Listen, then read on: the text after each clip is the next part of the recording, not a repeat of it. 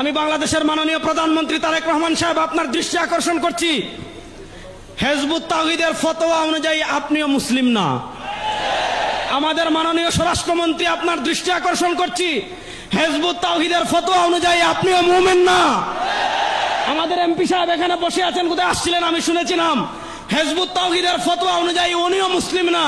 বক্তব্য নিয়ে আসছেন বাংলাদেশের যুবকদের আইডল, বাতিলের আতঙ্ক, জাতীয় উলামা মাশায়েখ আইম্মা পরিষদের মহতরম সেক্রেটারি হযরত মাওলানা মুফতি রেজাউল করিম আবরার, মুফতি রেজাউল করিম আবরার হাফিজাহুল্লাহ। হাসপাতালের ভিআইপি রুমগুলো ঘুরে ঘুরে দেখছেন মাওলানা মামুনুল হক, আমির বাংলাদেশ খিলাফত। আসসালামু আলাইকুম ওয়া রাহমাতুল্লাহি ওয়া বারাকাতুহু। নাহমাদুহু ওয়া নুসাল্লি আলা রাসূলিহিল কারীম, আম্মা বা'দ। হেফাজতে ইসলাম বাংলাদেশের উদ্যোগে আয়োজিত হিজবুত তাওহীদ নিষিদ্ধের দাবিতে আজকের এই মহাসমাবেশের মুহতারাম সভাপতি, আমার অত্যন্ত শ্রদ্ধেয় বাংলাদেশের বরেণ্য আলোচক হাকিমুন নাফস আল্লামা মুশতাকুন নবী কাসিম হাফিজাল্লাহ আমাকে বলেছেন যে আমার সময় হলো আনলিমিটেড। তো আমি তো মুরব্বীরা এখানে উপস্থিত হয়েছেন, আনলিমিটেড কথা বলবো না, আমি ৫-৭ মিনিটের ভিতরে আমার আলোচনা শেষ করব। যে সংগঠন নিয়ে আমরা কথা বলছি সে সংগঠন হলো হিজবুত তাওহীদ। হিজবুত তাওহীদ মূলত হলো একটা ফটোকপি। এই ফটোকপিটা আসছে পাকিস্তানের এনায়েতুল্লাহ মাশরিকির তাহরিকে খাকসার থেকে। এনায়েতুল্লাহ মাশরিকি যখন তাহরিকে খাকসার প্রতিষ্ঠা করেন, তাহরিকে খাকসার প্রতিষ্ঠা করার পর এনায়েতুল্লাহ মাশরিকি কিছু কিতাব লিখে, আত-তাযকিরা লিখেছে, তার একটা কিতাব আমাদের কাছে আছে। মৌলবী কা গলত মাযহাব একটা কিতাব, আরো অসংখ্য কিতাব লিখেছে, যে কিতাবের পাতায় পাতায় পাতায় পাতায় পাতায় পাতায় কোরআন বিরোধী, ইসলাম বিরোধী, দিন বিরোধী, শরিয়া বিরোধী কথা ছিল। আমাদের আকাবিরে দেওবন্দের অন্যতম মুফতি মোহাম্মদ শফি রাহিমাহুল্লাহ তার সকল কুফরি বিষয়গুলো জমা করে এনায়েতুল্লাহ মাশরিকির কাছে চিঠি লিখেছিলেন যে তোমার এই বক্তব্যগুলো তুমি ব্যাখ্যা করো অথবা তুমি এই শিরিক কুফরি বক্তব্যগুলো থেকে প্রত্যাহার করো। এনায়েতুল্লাহ মাশরিকি তখন প্রত্যাহারও করেনি, ভুলও স্বীকার করেনি, সে বলেছে আমি যা বলেছি তা সঠিক বলেছি। তখন জমিয়তে উলামায়ে হিন্দের একটা কনফারেন্স হয়েছিল, সেই কনফারেন্সে ইমামুল আসর আল্লামা আনোয়ার শাহ কাশ্মীরি রাহিমাহুল্লাহ ছিলেন। কাশ্মীরি রাহিমাহুল্লাহ ফতোয়া দিয়েছেন, শেখুল আরবি ওয়াল আজম সৈয়দ হুসাইন আহমদ মাদানী রাহিমাহুল্লাহ ফতোয়া দিয়েছেন, হাকিমুল উম্মত আল্লামা আশরাফ আলী থানভী রাহিমাহুল্লাহ ফতোয়া দিয়েছেন, মুফতিউল হিন্দ মুফতি কিফায়াতুল্লাহ রাহিমাহুল্লাহ ফতোয়া দিয়েছেন। শুধু দেওবন্দি ঘরানার আলেমরা না, বেরলভী ঘরানার আলেমরা ফতোয়া প্রকাশ করেছিলেন। শুধু বেরলভী ঘরানা না, আফগানিস্তানের উলামায়ে কেরাম ফতোয়া প্রকাশ করেছিলেন। শুধু আফগানিস্তানের উলামায়ে কেরামের নাম, মিশরের উলামায়ে কেরামের কাছে এনায়েতুল্লাহ মাশরিকির বক্তব্যগুলো পেশ করা হয়েছিল। সারা পৃথিবীর উলামায়ে কেরাম ঐক্যবদ্ধ ফতোয়া দিয়েছিলেন যে এনায়েতুল্লাহ মাশরিকি যে বিষয়গুলো বলেছে, লিখেছে, এই বিষয়গুলো যারা বিশ্বাস করবে, ধারণ করবে, ইসলামে থাকার কোনো সুযোগ নাই, সাথে সাথে ইসলাম থেকে বের হয়ে যাবে। ওই এনায়েতুল্লাহ মাশরিকির শিষ্য ছিল বাজিদ খান পন্নী। তো বাজিদ খান পন্নী তার নিজের কোনো গবেষণা নেই, সে কি করেছে, ওই এনায়েতুল্লাহ মাশরিকির আত-তাযকিরা থেকে, এনায়েতুল্লাহ মাশরিকির মৌলবী কা গলত মাযহাব, এ সকল বই থেকে কপি পেস্ট করে সে যা বই লিখেছে এগুলাই যোগ করেছে। আমি 2-4টা প্রথমে আকীদা বলি, তারপর হিজবুত তাওহীদকে নিষিদ্ধ করার কথা কেন সেটার একটা যুক্তি দিয়ে আমি আলোচনা শেষ করব। হিজবুত তাওহীদের সবচেয়ে ভয়ঙ্কর যে জঘন্য আকীদা সেটা হলো, হিজবুত তাওহীদের কথা হলো রাসূলুল্লাহ ইসলামের ইন্তেকালের 60-70 বছর পরে পৃথিবীতে ইসলাম বিকৃত হয়ে গিয়েছিল। ইসলাম বলে পৃথিবীতে 1400 বছর আর কিছু ছিল না, মুমিন মুসলিম বলে পৃথিবীতে আর কেউ ছিল না। ওই 1400 বছরে যা ছিল সব নকল ইসলাম। আর 1400 বছর পরে ইলহামের মাধ্যমে, মুজিজার মাধ্যমে বাজিদ খান পন্নী ওই মরা ইসলামকে আবার জিন্দা করছে। দেখেন আমার কাছে একটা বই আছে, এ বইয়ের নাম হলো ইসলামের প্রকৃত রূপরেখা। এ বই লিখেছেন ইমামুজ্জামান বাজিদ খান পন্নী। এ বই থেকে 48 নম্বর পৃষ্ঠা থেকে আমি একটা বক্তব্য পড়ে শোনাই আপনাদের। এই বইয়ের 48 নম্বর পৃষ্ঠায় আপনার এনায়েতুল্লাহ বাজিদ খান পন্নী লিখেছেন, দুর্ভাগ্যবশত বিশ্বনবীর ওফাতের 60-70 বছর পর ইবলিস এই উম্মার আকীদায় বিকৃতি ঢুকিয়ে দিতে সমর্থ হলো, যার ফলে এই জাতি আল্লাহর রাস্তায় জিহাদ ওই 5 দফা কর্মসূচি দুটোই ত্যাগ করে ইসলাম ও উম্মতে মুহাম্মদী দুটো থেকেই বহিষ্কৃত হয়ে গেল। অর্থাৎ রাসূলুল্লাহ সাল্লাল্লাহু আলাইহি ওয়াসাল্লামের ইন্তেকালের 60-70 বছর পর পর্যন্ত যারা ছিল তারা মোমেন মুসলিম ছিল। 60-70 বছর পর পৃথিবীতে যারা ছিল সব ইসলাম এবং মুমিন দুইটা থেকে বহিষ্কার হয়ে গিয়েছে। এবার একটা ভয়ঙ্কর তথ্য আমি আপনাদেরকে বলি। রাসূলুল্লাহ সাল্লাল্লাহু আলাইহি সাল্লাম ইন্তেকাল করেছেন কত হিজরিতে? 11 হিজরিতে। আর বাইজিদ খান পন্নীর ভাষ্যমতে 60-70 বছর পর্যন্ত ইসলাম ছিল। ধরলাম 70 বছর, তাহলে 70 আর 11 81 বছর, অর্থাৎ 81 হিজরি পর্যন্ত ইসলাম ছিল। 81 হিজরির পরে ইসলামও ছিল না, মুমিনও ছিল না, মুসলিমও ছিল না। 81 হিজরির পরে যারা সব কাফের। এবার আসেন 81 হিজরি থেকে 110 হিজরি পর্যন্ত সর্বশেষ সাহাবী ইন্তেকাল করেছিলেন কত হিজরিতে? 110 হিজরিতে। হিজবুত তাওহীদের আকীদা হলো 80 হিজরি থেকে নিয়ে 110 হিজরি পর্যন্ত যে শত শত সাহাবী, আল্লাহর রাসূল সাল্লাল্লাহু আলাইহি ওয়াসাল্লামের সোহবত প্রাপ্ত যত সাহাবী, হিজবুত তাওহীদের আকীদা হলো 80 হিজরির আগের সাহাবীরা ঠিক ছিলেন, আর 80 হিজরির আকীদার পরে 80 হিজরি থেকে 110 হিজরি পর্যন্ত যত সাহাবী ছিলেন সব সাহাবী কাফের হয়ে গিয়েছিলেন। আমরা বলি সব সাহাবা একরামের ঈমান ঠিক ছিল। যারা বলবে সাহাবা একরাম কাফের হয়ে গিয়েছিলেন, আসলে তাদের জন্মে সমস্যা, অন্য কোনো সমস্যা না। আসলে তাদের জন্ম পরিচয় সমস্যা, সাহাবা একরামের কোনো সমস্যা নাই। যারা সাহাবা একরামের সমালোচনা করবে তাদের জন্মের সমস্যা, সাহাবাদের কোনো সমস্যা নাই। তাহলে হিজবুত তাওহীদের আকীদার অনুযায়ী শুনেন, 1 নম্বর সাহাবা একরাম ইসলাম থেকে বের হলেন। ইমাম আবু হানিফা ইসলাম থেকে বের হলেন, ইমাম শাফি ইসলাম থেকে বের হলেন, ইমাম বুখারী ইসলাম থেকে বের হলেন, ইমাম আহমদ ইবনে হাম্বল ইসলাম থেকে বের হলেন। 1400 বছরের সকল ইমামগণ ইসলাম থেকে বের হলেন। আমরা বলি না সাহাবা ইসলামের উপর, তাবে ইসলামের উপর, তবে তাবে ইসলামের উপর, ইমামগণ ইসলামের উপর, হিজবুত তাওহীদ ইসলাম থেকে বের হয়ে গিয়েছে। এবার পরের প্রশ্ন বুঝেন। তারা বলে সব ইসলাম থেকে বের হয়ে গেল। তাহলে প্রশ্ন হলো, সবাই যদি ইসলাম থেকে বের হয়ে যায়, তোমরা ইসলাম পাইলা কোথায়? এবার যখন প্রশ্ন করা হলো সবাই যদি ইসলাম থেকে বের হয়ে যায়, তোমরা ইসলাম পেলেন কোথায়? এই যে দেখেন ইসলামের প্রকৃত রূপরেখা, এই বইয়ের 50 নম্বর পৃষ্ঠায় বাইজিদ খান পন্নী কি লিখছে?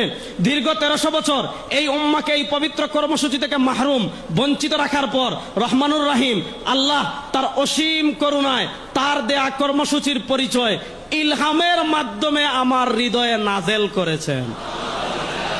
আচ্ছা, তাহলে উনি বলল 1400 বছর পর আল্লাহ তাআলা ইলহামের মাধ্যমে ওই ইসলাম তার অন্তরে নাজিল করেছেন। এবার প্রশ্ন হলো, তোমার ইলহাম সত্য না মিথ্যা বুঝবো কেমনে? এই তার ইলহামকে সত্য প্রমাণ করার জন্য হিজবুত তাওহীদেরা আরেকটা বই লিখেছে। এই দেখেন এই বই, আল্লাহর মুজিজা, হিজবুত তাওহীদের বিজয় ঘোষণা। বাইজিদ খান পন্নীর অনুসারীরা লিখেছে যে আল্লাহ তাআলা আমরা জানি নবী মূসাকে মুজিজা দিয়েছেন, নবী ঈসাকে মুজিজা দিয়েছেন, আমাদের রাসূল সাল্লাল্লাহু আলাইহি ওয়াসাল্লামকে মুজিজা দিয়েছেন। এবার হিজবুত তাওহীদেরা বলে যে আল্লাহ তাআলা হিজবুত তাওহীদের ইমাম বাইজিদ খান পন্নী যে সত্য, এটা প্রমাণ করার জন্য নাকি মুজিজা দিয়েছেন। দেখেন আমি এই বই থেকে তো লম্বা পড়তে পারবো না, সময় কম, শুধু একটু আমি আপনাদেরকে পড়ে শোনাই। এই যে দেখেন 9 নম্বর পৃষ্ঠায়, আল্লাহর রাসূল বিদায় নেওয়ার 1400 বছর পার হয়েছে। এই দীর্ঘ সময় তার প্রকৃত ইসলাম বিকৃত হতে হতে এখন আর বিকৃত কঙ্কালটি ছাড়া কিছুই অবশিষ্ট নেই। এমন সময় আল্লাহর রহমে এই জামানার ইমাম জনাব মোহাম্মদ বাইজিদ খান পন্নী আবার সেই হারিয়ে যাওয়া প্রকৃত ইসলাম বুঝতে পেরেছেন। আমাদের ইমাম বলেছেন, বর্তমানে সারা দুনিয়ায় ইসলাম নামে যে ধর্মটি চালু আছে সেটি আল্লাহর দেওয়া প্রকৃত ইসলাম নয়, বরং প্রকৃত ইসলামের সম্পূর্ণ বিপরীত। বলেন নাউজুবিল্লাহ। আচ্ছা, এখন তাদের ইসলাম যে সত্য লিখছে, তাই গত 2 ফেব্রুয়ারি 2008 তারিখে হিজবুত তাওহীদ তার ইমামকে সত্যায়ন করার জন্য আল্লাহ নিজে 10 মিনিট 9 সেকেন্ডের মধ্যে অন্তত 8টি মুজিজা সংগঠিত করলেন। আচ্ছা, এখন আপনি বলতে পারেন যে আল্লাহ তাআলা এমন 8টি মুজিজা কি সংগঠিত করলেন? 8টা তো আর মুজিজা আমি বলতে পারবো না, শুধু একটা মুজিজা পড়ে শোনাই। মুজিজা নাম্বার 1, হিজবুত তাওহীদের ইমাম মোহাম্মদ বাইজিদ খান পন্নী আমাদের যাত্রাবাড়ির একটা বিল্ডিং এর উপর বক্তৃতা দিচ্ছিলেন। ওই তিনি 8 মিনিট বক্তৃতা দিয়েছেন, 14 মিনিট না কত মিনিট বক্তৃতা দিয়েছেন। এই 14 মিনিটের 1 নম্বর মুজিজা, ইমামুজ্জামানের ভাষণ আরম্ভ হওয়ার মুহূর্ত থেকে চারিদিকে এক উদ্ভুত পিনপতন নীরবতা, নিস্তব্ধতা নেমে এলো। মনে হচ্ছিল পৃথিবীর সমস্ত শব্দ থেমে গিয়েছে, কোথাও সামান্য শব্দ নেই। অর্থাৎ 1 নম্বর মুজিজা, ইমামুজ্জামান বক্তৃতা দেওয়ার আগে মানুষ কথাবার্তা বলছিল।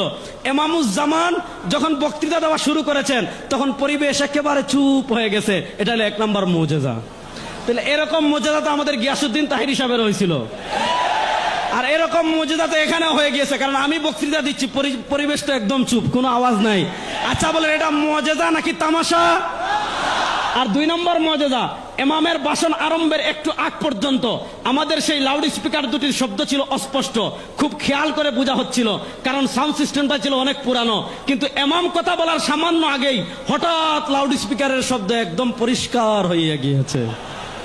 আচ্ছা বলেন, এগুলাকে মুজিজা না তামাশা? আচ্ছা এখানে আপনারা বলেন, মুজিজা আসে কার উপর? নবীদের উপর। দুনিয়ার কোন মানুষ, শুনেন, দুনিয়ার যত বড় বলি, তিনি যদি বলে আমার উপর মুজিজা আসছে, যদি কোনো মানুষ নবী ছাড়া অন্য কেউ মুজিজা দাবি করে, আপনারা ফতোয়া দেন সে মুসলমান না কাফের? জোরে বলেন, সে মুসলমান না কাফের? তাহলে এবার বলেন যে হিজবুত তাওহীদ বলল আল্লাহর পক্ষ থেকে মুজিজা আসছে, নবী ছাড়া যাদের উপর মুজিজা আছে এরা মুসলমান থাকতে পারে না, ইসলামের সীমায় থাকতে পারে না। এবার আসলে আমি শেষ পয়েন্টে 2টা কথা বলে বিদায় নেব। বাংলাদেশে তো কাফেরদের অনেক সংগঠন আছে, আমরা তো ইহুদিদেরকে নিষিদ্ধ করার কথা বলি না। ইহুদিরা তাদের ধর্ম তাদের মতো পালন করবে, খ্রিস্টানরা তাদের ধর্ম তাদের মতো পালন করে। আমরা কাদিয়ানীদেরকে কাফের ঘোষণার কথা বলি, আর হিজবুত তাওহীদকে নিষিদ্ধ করার কথা বলি। হিজবুত তাওহীদকে নিষিদ্ধ করার কথা কেন বলি? কারণ হিজবুত তাওহীদ হলো জঙ্গি সংগঠন। আমি বাংলাদেশের মাননীয় প্রধানমন্ত্রী তারেক রহমান সাহেব আপনার দৃষ্টি আকর্ষণ করছি, হিজবুত তাওহীদের ফতোয়া অনুযায়ী আপনিও মুসলিম না। আমাদের মাননীয় স্বরাষ্ট্রমন্ত্রী আপনার দৃষ্টি আকর্ষণ করছি, হিজবুত তাওহীদের ফতোয়া অনুযায়ী আপনিও মুমিন না।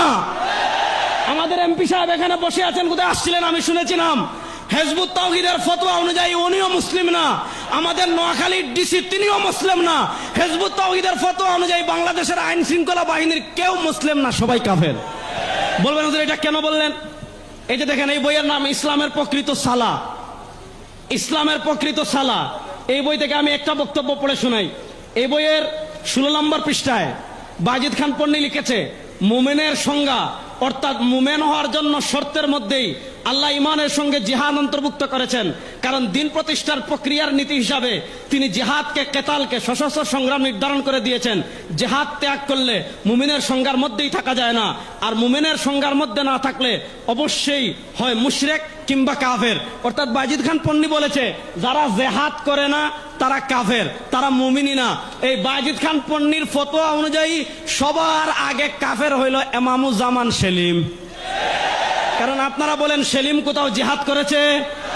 সেলিমের বউ কোথাও জিহাদ করেছে? হিজবুত তাওহীদের কোন সদস্য কোথাও জিহাদ করেছে? তাহলে প্রশ্ন হলো, যারা বলে জিহাদ না করলে কাফের, এই ফতোয়া অনুযায়ী আমাদের প্রধানমন্ত্রী কাফের, আমাদের স্বরাষ্ট্রমন্ত্রী কাফের। হিজবুত তাওহীদের ফতোয়া অনুযায়ী বাংলাদেশের প্রশাসনের সব লোক কাফের। প্রশ্ন হলো, জামায়াতুল আনসার, আপনি যদি জেএমবিকে নিষিদ্ধ করেন, হরকতকে নিষিদ্ধ করেন, জঙ্গি সংগঠনের নামে বিভিন্ন সংগঠনকে নিষিদ্ধ করেন, প্রশ্ন হলো হিজবুত তাওহীদের মতো উগ্রবাদী সংগঠনকে কেন নিষিদ্ধ করা হবে না? হিজবুত তাওহীদকে নিষিদ্ধ করতেই হবে। শোনেন মাননীয় প্রধানমন্ত্রী, 2024-এর জুলাই আগস্টের বিপ্লব হয় নাই হিজবুত তাওহীদের আস্ফালন দেখার জন্য।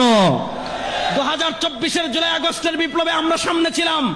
আজকে আমরা পরিষ্কার, শুনেন, সমুদ্রে যখন ঝড় আসে সবার আগে আবহাওয়া অধিদপ্তর 1 নম্বর সিগন্যাল দেয়, তারপর যখন আরেকটু ঘনায় সিগন্যাল 2 নম্বর আসে, তারপর 3 নম্বর সিগন্যাল আসে, তারপরে 7 নম্বর সিগন্যাল আসে, তারপর আসে ঘূর্ণিঝড়।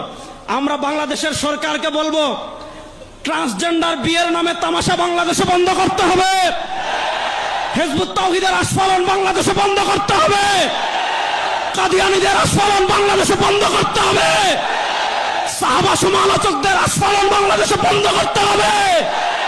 আল্লামা আহমদ শফী দুনিয়াতে নাই, আল্লামা মহিবুল্লাহ বাবুনগরী দুনিয়াতে আছেন, আল্লামা জুনায়েদ বাবুনগরী নয়, তার উত্তরসূরিরা এখনো বাংলাদেশে আছে। আজকে নোয়াখালীতে আল্লামা মুশতাকুন নবী সহ নোয়াখালীর উলামা ইকরামের নেতৃত্বে সিগন্যাল নাম্বার 1, তারপরে আসবে সিগন্যাল নাম্বার 2, তারপর আসবে ইনশাআল্লাহ ঘূর্ণিঝড়। হিজবুত তাওহীদ নিষিদ্ধ হওয়ার আগ পর্যন্ত ইনশাআল্লাহ আমাদের বড়রা যে কর্মসূচি দিবেন প্রস্তুত আছেন তো সবাই ইনশাআল্লাহ? নারায়ে তাকবীর, নারায়ে তাকবীর। আসসালামু আলাইকুম।